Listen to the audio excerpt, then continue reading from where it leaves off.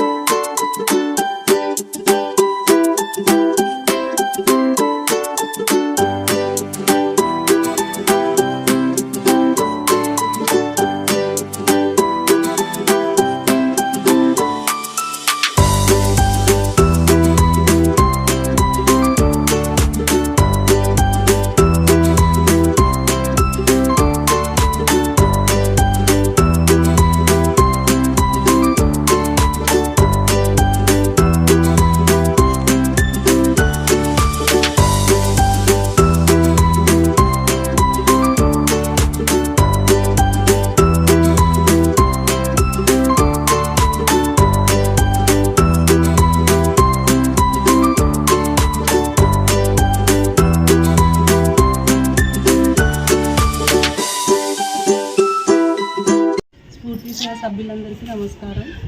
ఈరోజు ఈ ఫ్యామిలీకి జరిగిన ఈవెంట్ చాలా బాధాకరం. అయితే మానవతా దృక్పథంపై ఈరోజు మనం అందరం స్ఫూర్తి సేవ సభ్యులందరం ఈరోజు మీట్ అయ్యి ఆర్థిక సహాయం కింద 11,000 రూపాయలతో పాటు ఈ పిల్లలకి మన స్కూల్ తరఫున 5 సంవత్సరాల వరకు ఎటువంటి ఫీజులు లేకుండా చక్కటి చదువును అందిస్తానని స్ఫూర్తి సేవ సభ్యులందరి ముందర నేను తెలియజేస్తున్నందుకు చాలా చాలా సంతోషంగా ఉంది. పిల్లలు మంచి లైఫ్లో ప్రయోజకులయ్యి మంచిగా ఉంటారని అల్లాను ఖచ్చితంగా ప్రార్థన చేస్తాం. Thank you. మరి అవకాశం ఇచ్చినందుకు స్ఫూర్తి సేవ సభ్యులందరికీ పేరు పేరుగా మరీ నా ధన్యవాదాలు.